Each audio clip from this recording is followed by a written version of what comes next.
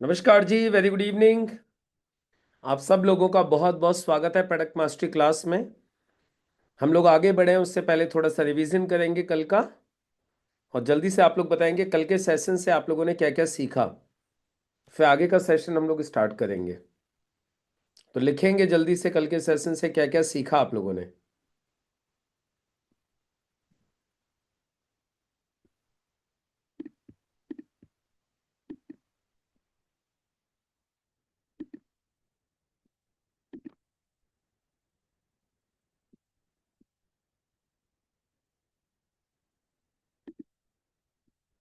लिखते चलिए fast.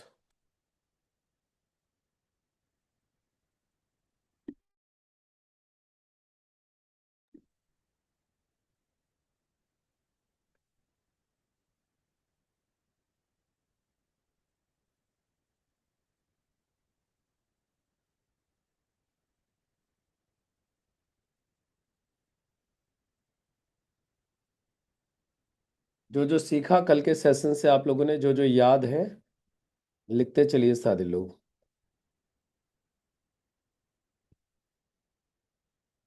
Fever के आने का कारण और सॉल्यूशन जाना। ओके, फीवर के बारे में जाना।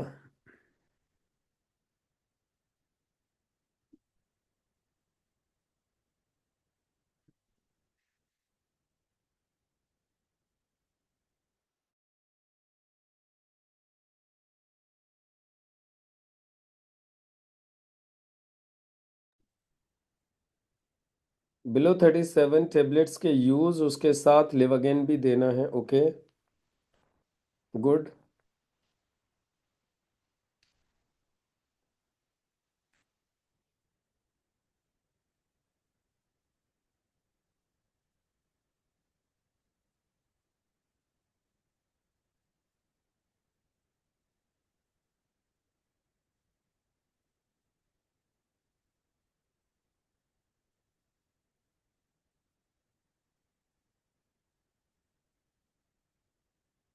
सबसे मजबूत हड्डी खोपड़ी और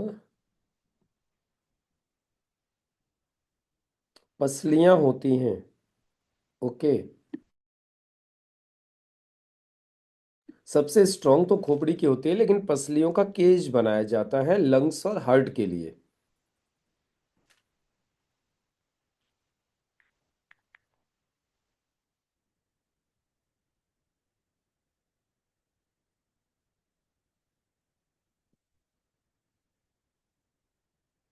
बुखार को धीरे धीरे ठीक करना चाहिए।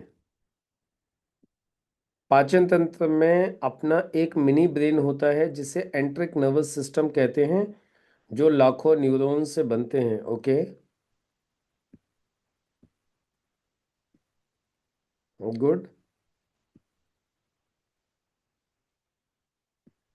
ब्लड में 55% प्लाज्मा और 45% कोशिकाएं होती हैं। यस। इंसान के शरीर में 206 हड्डियां होती हैं। राइट, बिल्कुल।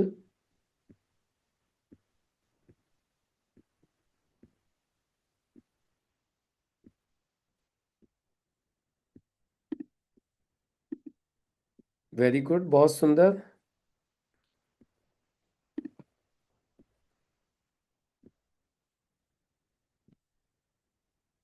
इंसान के जन्म के समय टोटल कितनी हड्डियां होती हैं?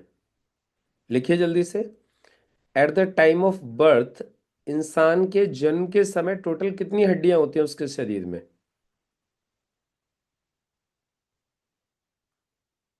300। गुड।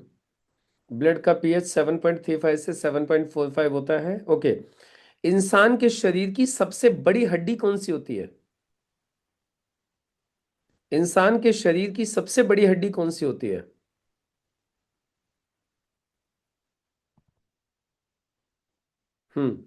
जांग की हड्डी को कौन सी हड्डी बोलते हैं ताराशी? फीमर। कौन सी हड्डी होती है? फीमर। इंसान के शरीर की सबसे छोटी हड्डी कौन सी होती है? सबसे छोटी हड्डी। इंसान के शरीर की सबसे छोटी हड्डी कौन सी होती है और उसे क्या बोलते हैं?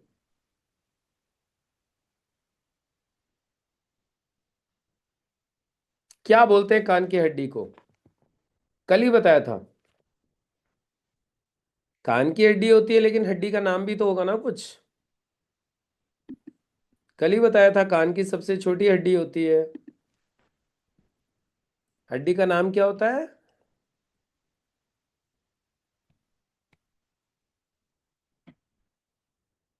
स्टेप्स। कौन सी होती है? स्टेप्स। STAPES। सबसे छोटी हड्डी स्टेप्स। राइट। हम्म। और बताइए, और क्या क्या सीखा कल के सेशन से? WBC क्या करती है? WBC का काम क्या है? WBC का काम क्या है? WBC।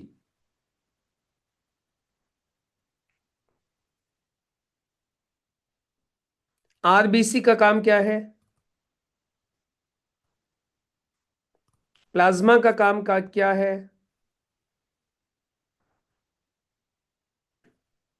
प्लेटलेट्स का काम क्या है?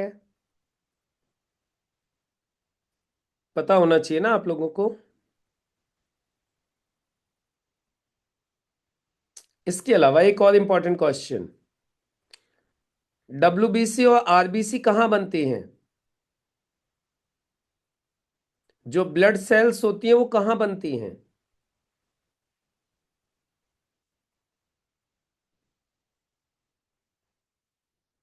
ढूंढिए, इनके जवाब ढूंढिए फिर मुझे बताइए। यस, गोपाल जी ने बिल्कुल सही जवाब दिया, बोन मैरो में। ब्लड में नहीं बनती एल्का मैम, ये बोन मैरो में बनती हैं। कहाँ बनती हैं? Bone marrow. बोन मैरो में बनती हैं ब्लड सेल्स। तो ये सारी जो इंपॉर्टेंट चीजें हैं ये याद होनी चाहिए, आपको पता होना चाहिए, राइट ना? चलो, तो अभी हम लोगों ने कई सारी चीजें जानी जो आप लोगों ने लिखी भी हैं, और कुछ सवाल मैंने भी पूछे आप लोगों से अभी, राइट? तो अभी क्लियर हो गया क्या? Blood, bones, digestive system. अच्छा, अभी तक क्या क्या चीजें क्लियर हो गई हैं आपकी? थोड़ा सा लिख दो एक बार, थोड़ा सा टोटल रिवीजन कर लेते हैं। डे 1 से लेके आज तक का रिवीजन कर लेते हैं। अभी क्या क्या चीजें आपकी क्लियर हो गई पहले दिन से लेके आज तक, कल तक? वापस उल्टा चलना चालू करो, पीछे की तरफ से चालू हो जाओ। क्या क्या चीजें क्लियर हो गई हैं आपकी? या फिर उधर से आ जाओ, कोई इशू नहीं है, किधर से भी आ जाओ आप। जल्दी से बताओ क्या क्या चीजें क्लियर हुई, क्या क्या चीजें समझ में आ गई है आपको। लिखो जल्दी से, कौन कौन से टॉपिक्स अभी तक हमने कवर किए हैं।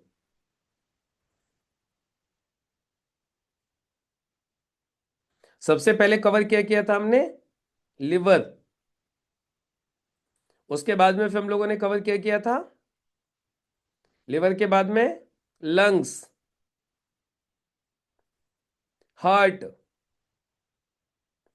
पैनक्रियाज, किडनी, डाइजेस्टिव सिस्टम, हमारा ब्लड, हमारा स्केलेटन सिस्टम, फीवर, डायबिटीज। इतनी सारी चीजों के बारे में हम लोग अब तक जान चुके हैं। अस्थमा रिलेटेड विद लंग्स, है ना? इतनी सारी चीजें क्लियर हो गई हैं। कॉन्सेप्ट एकदम क्लियर हो गया यहां तक। लीवर का कॉन्सेप्ट क्लियर, लंग्स का क्लियर, किडनी का क्लियर, हार्ट का क्लियर, पैनक्रियास का clear, digestive system clear, blood का clear, skeleton system clear, fever clear. ये सारी चीजें अब तक हम लोग क्लियर कर चुके हैं। और आज हम लोग जानेंगे स्किन के बारे में। किसके बारे में जानेंगे आज हम लोग? स्किन। स्किन यानी त्वचा। अभी मैं आपको कुछ इंटरेस्टिंग चीजें बताऊंगा स्किन के बारे में। ये देखिए, ये आ गई है अब आपके सामने स्किन, दिखाई दे रही है स्किन। स्किन हमारे बॉडी का सबसे बड़ा एक्सटर्नल पार्ट है। हमारी बॉडी का सबसे बड़ा यदि कोई पार्ट होता है, कोई अंग होता है, तो वो होती है स्किन। अच्छा, इंटरनल सबसे बड़ा ऑर्गन कौन सा है? इंटरनल सबसे बड़ा ऑर्गन कौन सा है? Internal, the largest organ, yes exactly Manisha ji, liver. Liver is the largest internal organ in our body, but skin is the largest external organ of our body. External part होता है, हमारे बॉडी का सबसे बड़ा पार्ट है ये स्किन, हमारी त्वचा, राइट। इसकी 3 लेयर्स होती हैं। अब हम जानेंगे डिटेल में सारी चीजें स्किन के बारे में, अब हम लोग डिस्कस करेंगे। तो चलो, त्वचा हमारे शरीर का सबसे बड़ा अंग है जो हमें चोट, बैक्टीरिया, तेज धूप और तापमान से बचाने का काम करती है। Skin, skin is the largest part of our body, external part of our body, which saves us from any bacteria, sunlight, heat, and any type of wounds, और भी किसी भी तरीके की कोई चोट हो, सबसे बचाने का काम करती है ये स्किन। उसके बाद अब स्किन की 3 परतें होती हैं। कितनी परतें होती हैं? 3।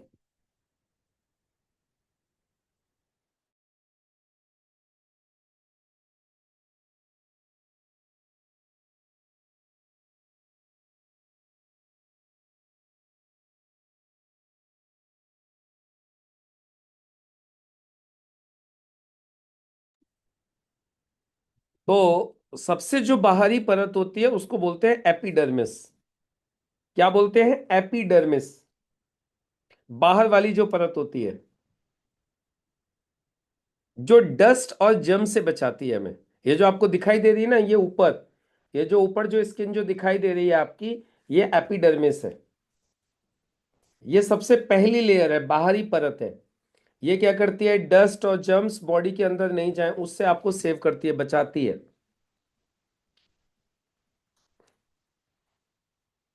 अब इसको ध्यान रख लीजिएगा, एपिडर्मिस है ना, सबसे ऊपर वाली स्किन एपिडर्मिस। उसके बाद दूसरी परत होती है जिसको बोलते हैं डर्मिस। क्या होती है? डर्मिस। ये इसके नीचे वाली जो स्किन होती है उसको डर्मिस बोलते हैं। इसके नीचे, जिसमें नर्व्स होती हैं, ब्लड वेसल्स होती हैं और पसीने की ग्रंथियां होती हैं,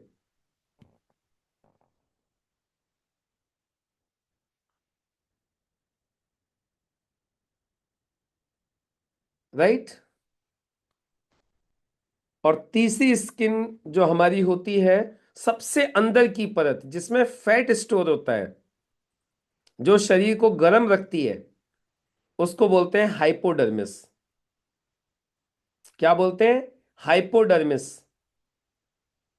सबसे अंदर वाली परत, डीपेस्ट। ये 3 लेयर्स होती हैं स्किन की। सबसे बाहर वाली कौन सी होती है? एपिडर्मिस। बीच वाली डर्मिस। और सबसे अंदर वाली हाइपोडर्मिस।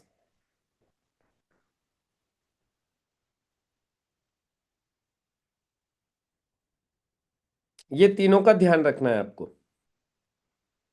एपी यानी ऊपर वाली, डर्मिस यानी बीच वाली, और हाइपो माने सबसे नीचे वाली। अब इनका समझ में आ गया आपको काम क्या क्या है? ऊपर वाली स्किन तो आपको भी पता है, धूल में जा रहे हो, मिट्टी में जा रहे हो, तो धूल मिट्टी जो भी लगती है आपकी स्किन के ऊपर लगती है, इसके ऊपर। आप कल्पना करके देखो यदि ये ऊपर वाली स्किन नहीं होगी तो क्या होगा? यदि किसी इंसान की ऊपर वाली स्किन नहीं होती है तो सोचो उसके साथ क्या होता होगा। जितने भी जर्म्स हैं, बैक्टीरियाज हैं, और जितनी भी डस्ट है वो सब उसके बॉडी में घुस जाएगी, राइट। और जो डर्मिस होती है बीच की परत, उसमें क्या होती है? नर्व्स, ब्लड वेसल्स और पसीने की ग्रंथियां। और जो सबसे अंदर वाली जो हाइपोडर्मिस होती है, जिसमें फैट स्टोर होता है, जो पूरे शरीर को हीट प्रोड्यूस करके देती है। चलो नेक्स्ट। सबसे बड़ा अंग है स्किन, जैसा मैंने आपको बताया। और एक एडल्ट इंसान की त्वचा का औसत क्षेत्रफल लगभग 1.5 से 2 वर्ग मीटर होता है। यानी कितना होता है हमारी टोटल स्किन का साइज? हमारी टोटल स्किन का साइज होता है 1.5 टू 2 वर्ग metre, 2 square metre. Size of skin, what is the size of skin? 1.5 to 2 square metre. इतना एरिया होता है हमारी स्किन का, पूरे शरीर की स्किन मिला के 1.5 से 2 वर्ग मीटर। इसके बाद ये हमारे टोटल शरीर के वजन का 16% भारी होती है। जैसे यदि आपका वजन कितना है? 50 किलो, तो उस 50 किलो में से 8 किलो वजन, 16% वेट सिर्फ स्किन का होगा। यदि किसी का वजन 100 किलो है, तो उसमें से 16 किलो वजन तो सिर्फ स्किन स्किन में होता है। यानी ये हैवी भी होती है। तो वजन का कितना होता है? हमारे टोटल वजन का 16% हमारे स्किन का वजन होता है। और एरिया कितना होता है? 1.5 से 2 स्क्वायर मीटर।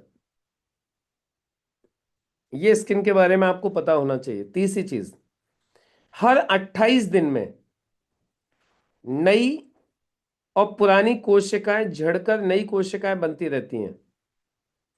मतलब हर 28 दिन में पुरानी कोशिकाएं झड़कर नई कोशिकाएं बनती रहती हैं स्किन की। हर 28 दिन में आपकी है ना, नई नई सेल्स, नई नई कोशिकाएं बनती रहती हैं। नई नई सेल्स बनती रहती है, पुरानी खत्म होती रहती हैं। स्किन की जो सेल्स होती हैं, हर 28 दिन के अंदर, 28 डेज के अंदर।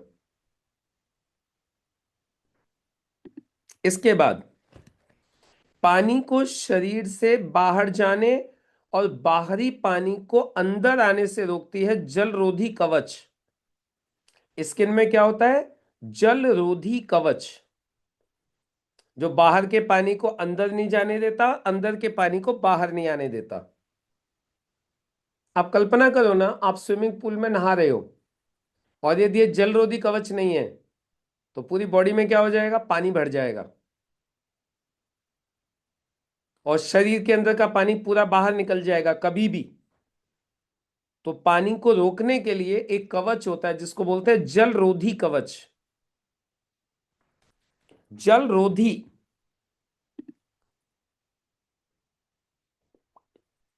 ये स्किन में पाया जाता है जल रोधी कवच, जो पानी को अंदर जाने से भी रोकता है और अंदर के पानी को बाहर आने से भी रोकता है,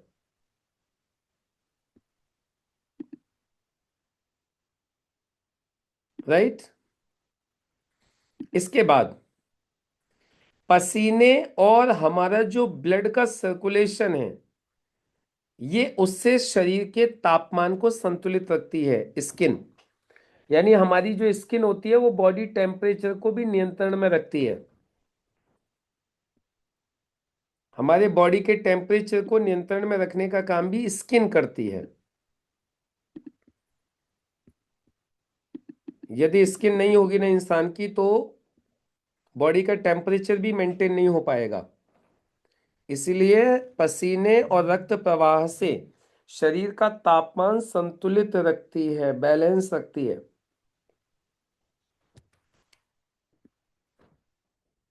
यानी आपके टेम्परेचर को भी कंट्रोल करने का काम स्किन करती है। नेक्स्ट, संवेदनशील सेंसर भी आपकी स्किन में होते हैं। आपकी स्किन में सेंसर्स होते हैं, सेंसर। आपको कैसे पता चलता है? जब आप किसी ठंडी चीज को छूते हो, किसी गर्म चीज को छूते हो, कहीं पे दर्द होता है, कहीं पे प्रेशर होता है, तो आपको पहले ही पता चल जाता है।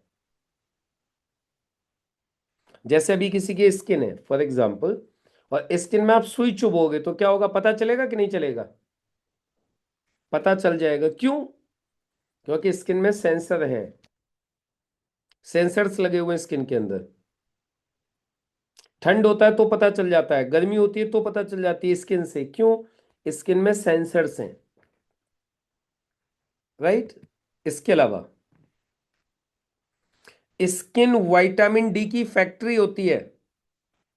Skin is known as the factory of vitamin D. धूप में आने पर जैसे ही स्किन धूप में आती है, ये विटामिन डी बनाना स्टार्ट कर देती है। हमारी स्किन बनाती है vitamin D in the presence of sunlight. तो विटामिन डी बनाने का कौन काम करता है? हमारी स्किन, सनलाइट की प्रेजेंस में।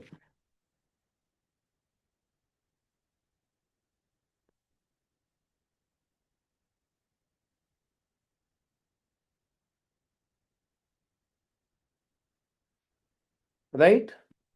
उसके बाद हमारी जो स्किन होती है ना, ये भी हमें बैक्टीरिया और वायरस से बचाती है। बैक्टीरिया और वायरस से बचाती है।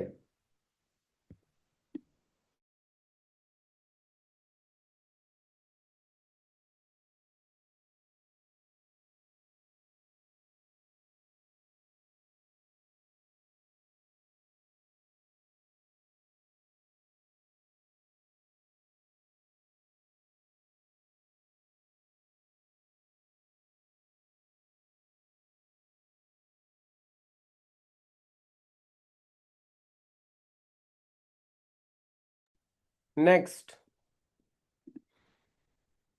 हमारी जो स्किन होती है ना, इसके अंदर खुद की हीलिंग पावर होती है। स्किन में खुद के अंदर हीलिंग पावर होती है। चोट लगने पर ही अपने आप खुद को रिपेयर कर लेती है। चोट लगने पर ये खुद को रिपेयर कर लेती है अपने आप। ये इसकी खासियत होती है।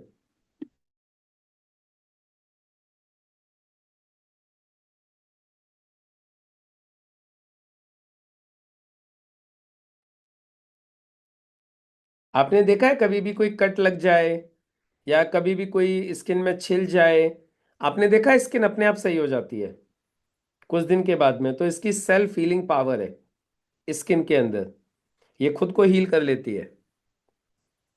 चोट लगने पे खुद को रिपेयर कर लेती है। अच्छा, अब स्किन की प्रॉब्लम्स क्या क्या होती हैं, देखो। ये तो स्किन के बारे में मैंने कुछ फैक्ट्स आप लोगों को बताए। अब स्किन की प्रॉब्लम्स क्या क्या होती हैं? सबसे पहले स्किन की एक प्रॉब्लम होती है एक्ने, जिसको मुहासे बोलते हैं। एक्ने, मुहासे। ये कब होता है? जब स्किन में ऑयल की मात्रा बढ़ जाती है, या हार्मोनल चेंजेस आते हैं, या फिर बैक्टीरिया एंटर कर जाते हैं हमारी बॉडी में, तो उसकी वजह से क्या हो जाते हैं? एक्ने, मुहासे। Due to excess oil, hormonal changes and bacteria. पीछे की स्लाइड जानना चाह रहे हो आप? ये लीजिए।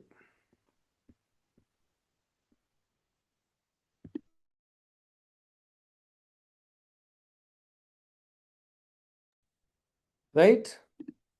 इसके बाद दूसरी प्रॉब्लम होती है ड्राइनेस, सूखापन। जो लोग पानी कम पीते हैं, या अभी जैसे अब सर्दियों का जो मौसम आ रहा है, इस वक्त में क्या हो जाता है? स्किन में ड्राइनेस आ जाती है। और या फिर कोई बहुत ज्यादा केमिकल का कोई साबुन लगा लोगे तो स्किन में ड्राइनेस आ जाती है। हार्श सॉप्स, यानी जिनमें केमिकल बहुत ज्यादा है, यदि ऐसा कोई साबुन आप लगाओगे तो भी स्किन में क्या हो जाएगा, ड्राइनेस हो जाएगी। अगली प्रॉब्लम, पिगमेंटेशन, दाग धब्बे। पिगमेंटेशन, दाग धब्बे, ये भी एक प्रॉब्लम होती है स्किन की। ये होती है सन एक्सपोजर की वजह से, ज्यादा धूप में रहने की वजह से, या हार्मोनल इम्बैलेंस होने की वजह से। पिगमेंटेशन, पिगमेंटेशन क्या होते हैं, आपने देखे कुछ महिलाओं के दाग बन जाते हैं फेस के ऊपर, महिलाओं के भी बन जाते हैं, पुरुषों के भी बन जाते हैं। पिगमेंटेशन, उसमें क्या होता है, ये जो हमारी जो स्किन की जो सेल्स होती हैं, ये डेड हो जाती हैं, सेल्स डेड हो जाती हैं, और वहां पे फिर क्या है, उनके दाग जैसे दिखने लगते हैं। ऐसे दिखने लगता है किसी किसी के चेहरे पे जैसे भारत का नक्शा बन गया है। राइट, पिगमेंटेशन बोलते हैं दाग और धब्बे। इसके बाद में जो अगली प्रॉब्लम होती है स्किन की, वो होती है प्री मेच्योर एजिंग, जिसको झुर्रियां बोलते हैं। स्किन लटक जाती है ना, स्किन पे झुर्रियां आ जाती हैं, ये भी स्किन की प्रॉब्लम है। यूवी रेज की वजह से, तनाव की वजह से, प्रॉपर न्यूट्रिशन न मिल पाने की वजह से, प्री मैच्योर एजिंग।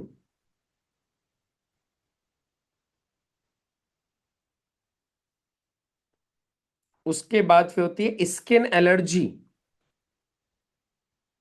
ये होती है हमारा इम्यून सिस्टम का ओवर रिएक्शन होने की वजह से, किसी स्पेसिफिक एलर्जन से कांटेक्ट होने की वजह से, कोई ना कोई ऐसी चीज होती है जिसकी वजह से, जिस चीज के टच होने से एलर्जी हो जाती है। जैसे घास होती है हमारे यहाँ पे, जिसका नाम है कांग्रेस घास, यदि आप उसके भी टच में आ जाओगे तो भी आपके स्किन में एलर्जी होने लगेगी। कुछ ऐसे पौधे होते हैं, कुछ ऐसी जड़ी बूटियां होती हैं जिनसे कि आप टच होते ही आपको खुजली होने लगेगी, स्किन की एलर्जी हो जाएगी, है ना। एलर्जी और रैशेस हो जाती हैं डस्ट की वजह से, केमिकल की वजह से, कोई कीड़ा काट ले उसकी वजह से, या खाने का फूड रिएक्शन होता है। कुछ लोगों को मालूम है खाने से भी एलर्जी होती है, खाने से एलर्जी हो जाती है, खाने से एलर्जी। किसी को मूंगफली से एलर्जी होती है, किसी को चना से एलर्जी होती है, अलग अलग चीजों से एलर्जी होती है लोगों को। डस्ट से तो आजकल बहुत सारे लोगों को एलर्जी हो रही है ना। तो ये एलर्जी होती है स्किन की, ये भी प्रॉब्लम है। अब सवाल उठता है ये स्किन की प्रॉब्लम्स होती क्यों हैं, कारण क्या है। तो स्किन की प्रॉब्लम होने के कारण देख लीजिए आप लोग, क्या क्या कारण होते हैं। सबसे पहला कारण होता है खराब डाइट और डिहाइड्रेशन, यानी खराब खाना खाना, डाइट को सही न रखना, और शरीर के पानी का निकल जाना, शरीर में पानी की कमी हो जाना, इसको बोलते हैं डिहाइड्रेशन। Right, dehydration. इसके अलावा एक्सेस सन एक्सपोजर, ज्यादा धूप लेना।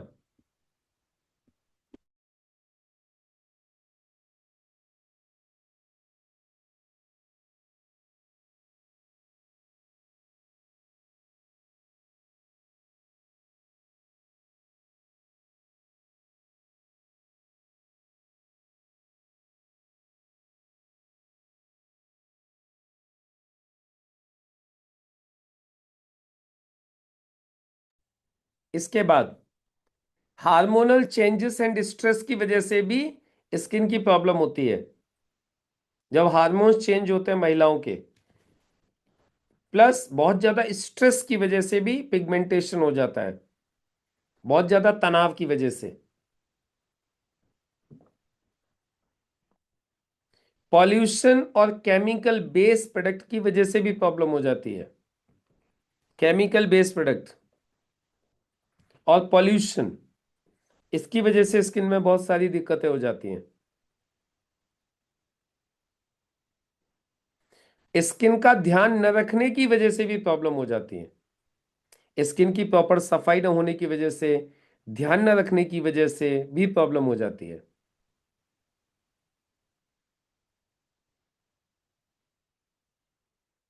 इसके बाद डस्ट, पॉलन, कुछ खाने पीने की चीजों से, कॉस्मेटिक्स से, इनसे भी एलर्जी हो जाती है। आपने देखा होगा किसी को तेल से एलर्जी हो जाती है, उसने ऑयल लगाया नहीं है कि ऑयल लगाते ही उसको प्रॉब्लम होने लगती है। किसी को कॉफी से एलर्जी, चाय से एलर्जी होती है। मैंने एक इंसान को देखा, मैं आपको बताता हूँ, उनको चाय से इतनी एलर्जी थी, इतनी एलर्जी थी, वो चाय कभी पीते ही नहीं थे। और एक बार क्या हुआ, वो अलीगढ़ में आए हुए थे, और इधर रूबी होटल है हमारे अलीगढ़ में, और रूबी होटल में रुके हुए थे। और उन्होंने बोला कि कॉफ़ी लेके आओ, उसको वेटर को बोला कॉफ़ी लेके आनी है, कॉफ़ी देना है पीने के लिए। वेटर ने गलती से उनको चाय लेके आ गया, वेटर को ध्यान नहीं रहा, और गलती से वेटर चाय लेके आ गया। और जैसे उन्होंने चाय को सिर्फ फेस के नज़दीक लेके गए, पी नहीं, सिर्फ फेस के नज़दीक लेके गए, उनका पूरा चेहरा एकदम से लाल पड़ गया, पूरा का पूरा चेहरा। और उन्होंने एकदम से चाय को हटाया, उसको बोला, बोले तुम चाय लेके आए हो क्या? बोले उनको चाय से इतनी एलर्जी थी, बोले कि चाय से मेरी जान जा सकती है, मुझे इतनी एलर्जी है चाय से। सोचिए आप कितनी खतरनाक होता है। एक बार मैंने एक रिपोर्ट पढ़ी, एक गर्लफ्रेंड और बॉयफ्रेंड मिलने के लिए कहीं पे आए। गर्लफ्रेंड ने और बॉयफ्रेंड दोनों मिलने के लिए आए, बॉयफ्रेंड ने गर्ल को किस किया, और लड़का खत्म हो गया। पता है किसकी वजह से? जो लड़की थी वो मूंगफली खा के आई थी, और लड़के को मूंगफली से एलर्जी थी। खत्म। फूड पॉइजनिंग, मतलब इतनी तगड़ी एलर्जी होती है लोगों को खाने की चीजों की वजह से भी।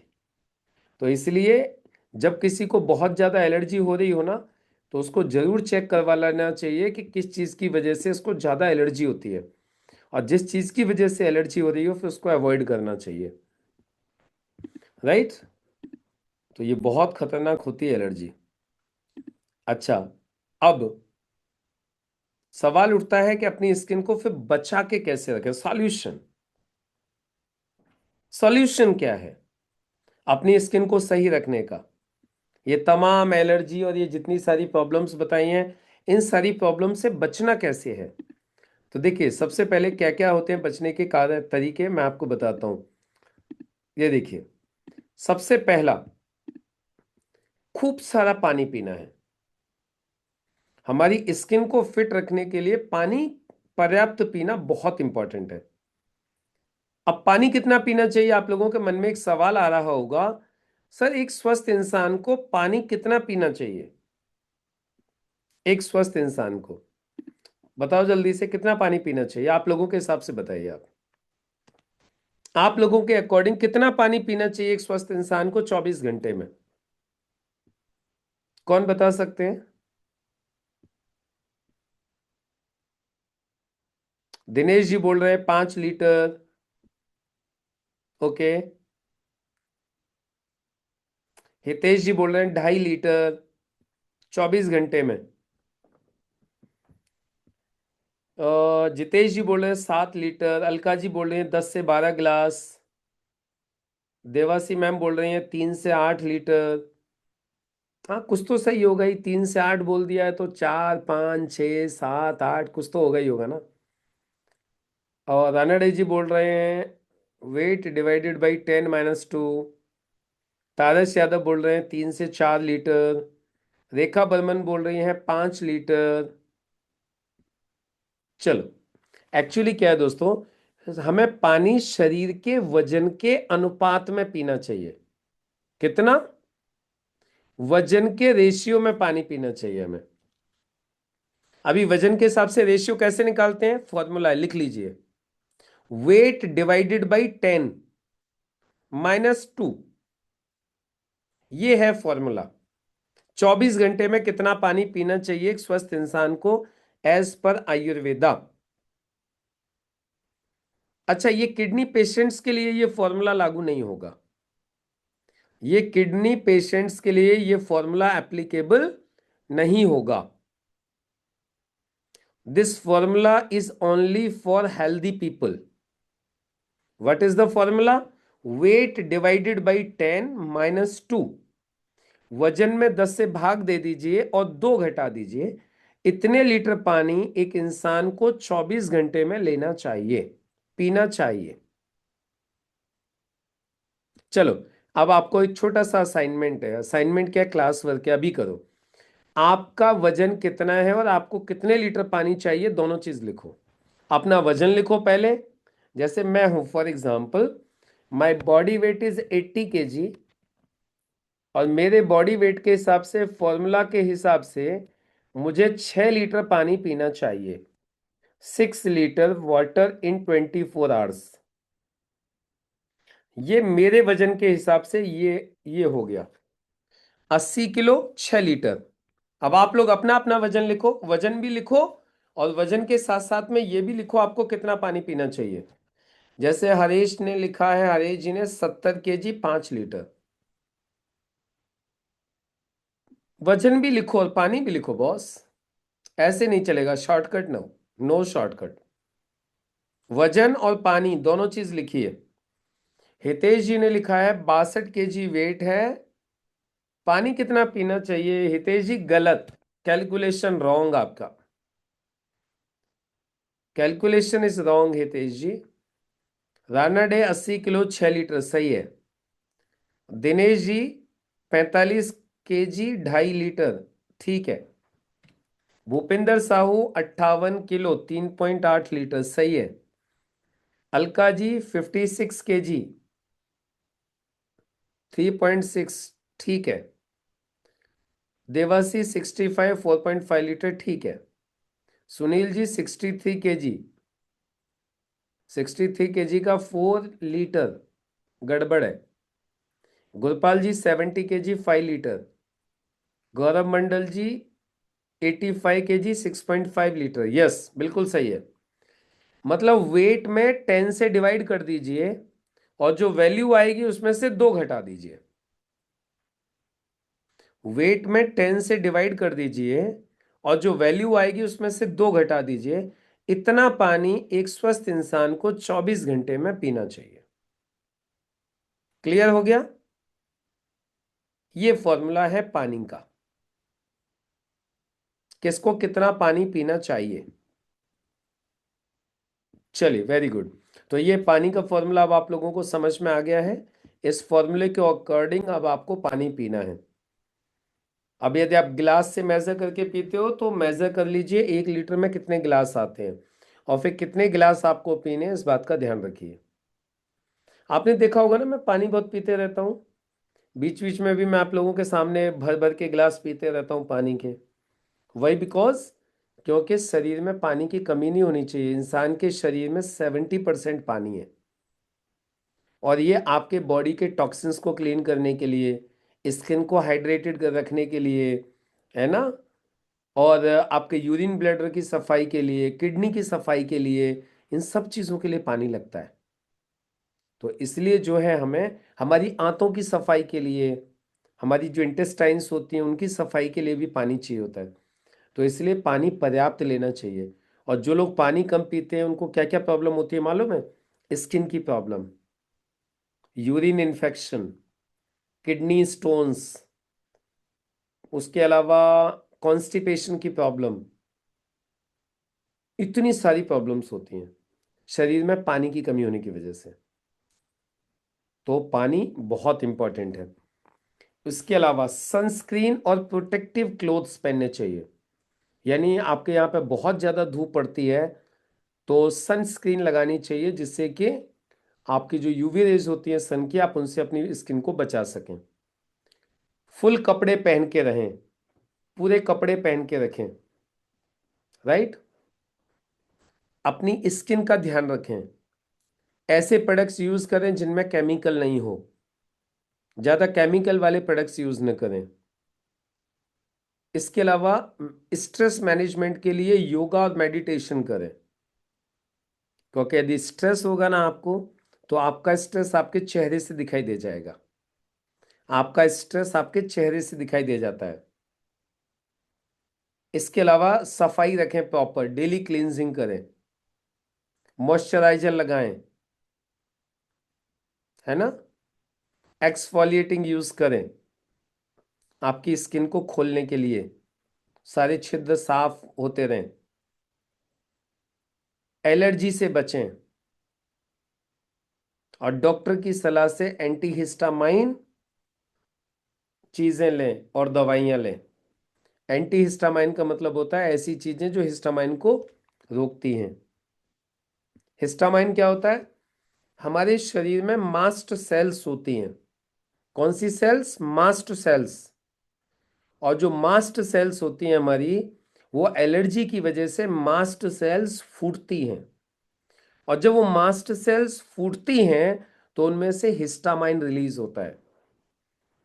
जैसे अभी ये बोल रहे थे पीछे हरीश जी, उनको सुबह सुबह बहुत ज़्यादा छींकें आती हैं, सर्दी हो जाती है बहुत ज़्यादा, उनको एक्चुअली एलर्जी है ना, एलर्जी है और एलर्जी की वजह से ये प्रॉब्लम होती है। तो उस टाइम पे क्या है, फिर बॉडी में बहुत ज़्यादा हिस्टामाइन रिलीज होता है एलर्जी की वजह से, तो फिर एंटी हिस्टामाइन दवा ली जाती है। अच्छा, अब कौन कौन से प्रोडक्ट यूज करने हैं अपनी स्किन को फिट रखने के लिए? एंटी एलर्जी लीजिए, यदि किसी भी तरीके की एलर्जी है। हरीश वाघेला जी, आप भी इसको लेना चालू कीजिए, मोरिंगा और एंटी एलर्जी दोनों चीजों को लीजिए कंटिन्यू, एंटी एलर्जी और मोरिंगा। अच्छा, अब ये मैं आपको बता रहा हूँ लोगों के लिए जिनको स्किन की कोई प्रॉब्लम है किसी भी तरीके की, तो उनको एंटी एलर्जी और चंपी चैंपियन तेला, बस तेल को पीना नहीं है, इतना ध्यान रखना, एंटी एलर्जी पीनी है और तेल को लगाना है। मालूम पड़ा सर आपने ही तो बोला था दोनों चीजें हैं, तो दोनों में से पी लिया थोड़ा थोड़ा सामने। तो चंपी तेल लगाने के लिए है और एंटी एलर्जी पीने के लिए है। अब चंपी तेल कब लगाते हैं? मोस्टली चंपी तेल लगाना चाहिए नहाने से 1 घंटा पहले, नहाने से 1 घंटे पहले लगाना चाहिए चंपी ऑयल। और इसे लगाने के बाद बिना साबुन बिना शैम्पू के नहाना चाहिए। राइट, ये चंपी ऑयल को लगाने का तरीका है।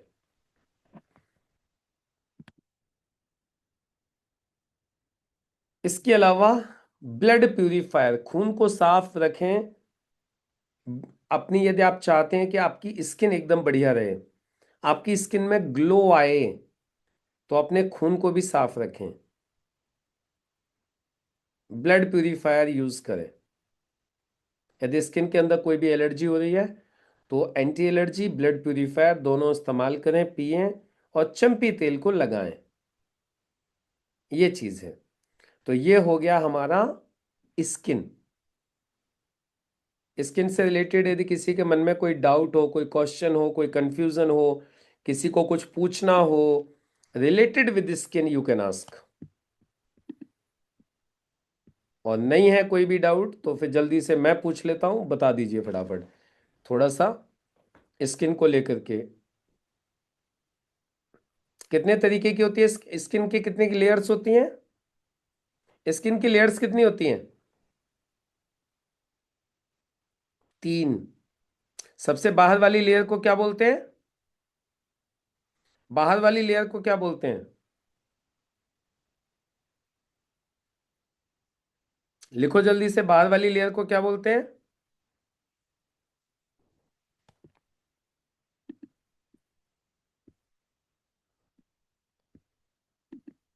Epidermis, yes. और अंदर वाली लेयर को क्या बोलते हैं?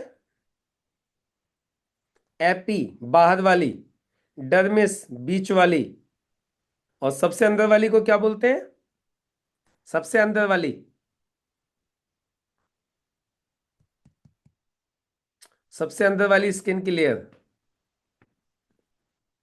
हाइपोडर्मिस। क्या? एपिडर्मिस, डर्मिस और हाइपोडर्मिस। जाइपोडर्मिस नहीं है, हाइपोडर्मिस। अच्छा चलो, अभी आप मुझे बताइए हाइपोडर्मिस का क्या काम होता है? हाइपोडर्मिस क्या करती है? हाइपोडर्मिस का क्या काम है? सबसे अंदर वाली स्किन की लेयर जो होती है उसका क्या काम होता है?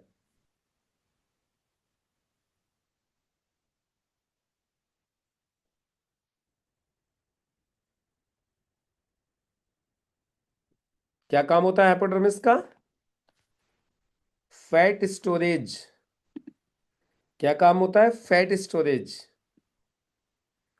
और फैट के माध्यम से शरीर को गर्मी देना। राइट। और एपिडर्मिस का क्या काम होता है? एपिडर्मिस का, सबसे ऊपर वाली स्किन का, ये जो दिखाई दे रही है, इसका क्या काम होता है सबसे ऊपर वाली स्किन का?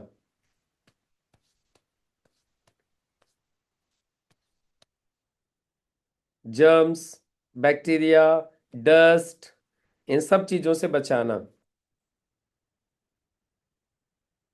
इसके अलावा इस स्किन में क्या चीज होती है? जलरोधी कवच, जो पानी को अंदर जाने से और अंदर के पानी को बाहर आने से रोकती है। उसको क्या बोलते हैं? जलरोधी कवच।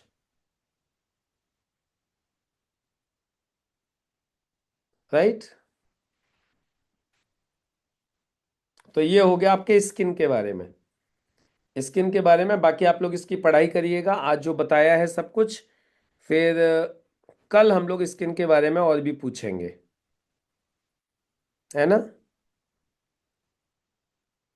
तो पढ़ाई कर लीजिएगा थोड़ी सी स्किन के बारे में, थोड़ा सा, और जितनी भी चीज़ें बताई हैं एक बार इनको रिवाइज कर लीजिएगा। थोड़ी सी टेक्निकल चीज़ें हैं तो इसको रिवाइज कर लीजिएगा एक बार। ये हो गई हमारी स्किन। और स्किन को फिट रखने के लिए जो जो चीज़ें मैंने बताई हैं वो इस्तेमाल करनी है। अब इसके बाद में अब हम लोग सीखेंगे स्किन के बाद में वेट मैनेजमेंट के बारे में। क्या सीखेंगे? Weight management. अब हमारा जो अगला टॉपिक है दैट इज वेट मैनेजमेंट। वजन को कम कैसे करना है, वजन को मैनेज करके कैसे रखना है, ये हम लोग जानेंगे। Weight management training. वजन को कैसे मेंटेन करना है, वेट को कैसे मेंटेन करना है, ये सीखना है। और हम वेट के बारे में क्या क्या जानेंगे? क्या कारण होता है वजन बढ़ने का, वजन बढ़ने से क्या नुकसान होता है, इसके अलावा वजन कम करने का समाधान क्या है, और एक इंसान का सही वजन कितना होता है। ये सारी चीजों के ऊपर हम लोग डिस्कस करेंगे कल। क्या क्या जानेंगे हम वेट के बारे में? वेट बढ़ता क्यों है, वेट बढ़ने से नुकसान क्या क्या होगा, वेट कम कैसे किया जाएगा, और एग्जैक्ट वेट कितना होना चाहिए, इंसान का बॉडी वेट कितना होना चाहिए, ये चीजें हम लोग जानेंगे। राइट, वेट के बारे में ये सारी चीजें हम लोग कल समझेंगे। लेकिन थोड़ा सा कुछ चीजें हैं वेट को लेकर के, वो जान लेते हैं। राइट ना? देखिए, आज की तारीख में जब आप लोग देखोगे हिंदुस्तान के अंदर, तो वेट की एक मेजर प्रॉब्लम हो रही है। आज हर जगह पे आपको ऐसे लोग मिल जाएंगे जिनमें मोटापा बहुत तेजी से बढ़ रहा है। राइट। और आजकल तो बच्चों का वजन बढ़ रहा है। बच्चे भी ढोलक जैसे लगने लगते हैं बचपन से ही, इतने मोटे हो जाते हैं वो। और शहर और गांव में थोड़ा सा फर्क है। शहरों में ज्यादा लोग मोटे हो रहे हैं, गांव में कंपैरेटिवली कम लोग मोटे होते हैं, लाइफ स्टाइल की वजह से। इसके अलावा महिलाओं का वजन ज्यादा बढ़ रहा है, स्पेशली आप शहरों में देखोगे तो महिलाओं का वजन ज्यादा बढ़ रहा है। और जैसे ही वजन बढ़ता है डायबिटीज का खतरा बढ़ जाता है। वजन बढ़ते ही क्या हो जाता है? डायबिटीज का खतरा बढ़ जाता है। और आजकल ये जो फास्ट फूड का कल्चर चल रहा है ना, जो जंक फूड और फास्ट फूड जो खा रहे हैं, इसकी वजह से वजन बढ़ता है। ये भी एक कारण है वजन बढ़ने का, जो फास्ट फूड खाते हैं। फिजिकल मूवमेंट की कमी की वजह से भी वजन बढ़ रहा है। लोगों ने चलना फिरना बंद कर दिया है, बैठे रहते एक ही जगह पर। इसके अलावा पैसा भी एक रीजन है जिसकी वजह से वजन बढ़ता है। आपने देखा है कुछ लोग हैं जो खूब सारा पैसा कमा रहे हैं, खूब सारा मोटापा बढ़ा रहे हैं। इसके अलावा आजकल बच्चों को बहुत ज्यादा वजन बढ़ रहा है, युवाओं में जो यूथ है हमारा, उसका भी वजन बढ़ रहा है। उसके तो पीछे सबसे बड़ा कारण आपको पता ही है, यूथ के खान पान। और ये WHO की चेतावनी है कि हिंदुस्तान में इसी तरीके से वजन बढ़ता रहा तो एक दिन ये एक बहुत बड़ा एक किलर का काम करेगा वजन। क्योंकि वजन बढ़ने की वजह से बहुत सारी तकलीफें हो जाती हैं, राइट। बहुत सारी तकलीफें होती हैं। वजन क्यों बढ़ता है मैंने आपको बताया, अधिक खाना और जंक फूड, कम शारीरिक गतिविधि, हार्मोन्स के इम्बैलेंस होने की वजह से भी, स्ट्रेस की वजह से और नींद पूरी नहीं होने की वजह से भी वजन बढ़ता है।